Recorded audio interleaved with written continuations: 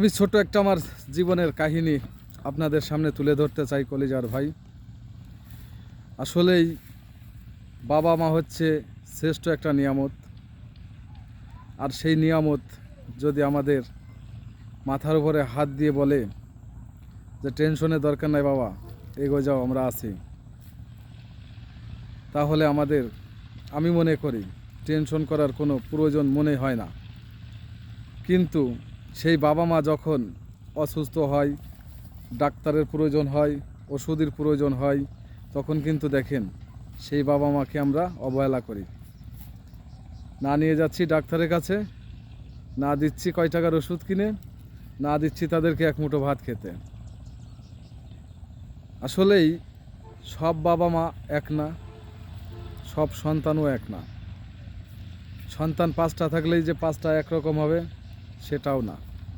5টা 5 রকম হতে পারে, কিন্তু তার ভিতরেও একটা জিনিস, সেটা লগে কি, আসলে এই মনুষ্যত্ববোধ কিছু তো থাকতে হবে। বিয়ের পরে যে বাপ মার কোনো সন্তানের প্রতি দায়িত্ব থাকে না, আসলে এটা আমি কখনো জানতাম না।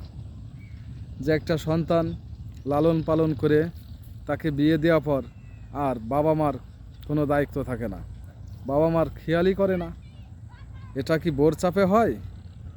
আর বোর যদি চাপি হয়, তুমি তো ভাই পুরুষ ছেলে, তুমি তো টাকা রোজগার করতে পারো, তুমি কেন তোমার বোর কথা মতো চলো?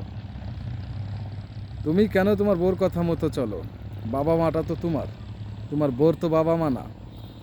বাবা মাটা যখন তোমার, সেবা করার দায়িত্বটাও তো তোমার বউ সেবা করলো কি করলো না সেটা বড় বিষয় না।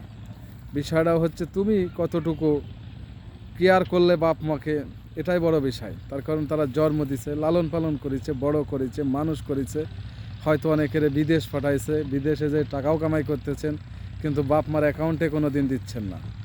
দিচ্ছেন কার অ্যাকাউন্টে? বউর অ্যাকাউন্টে।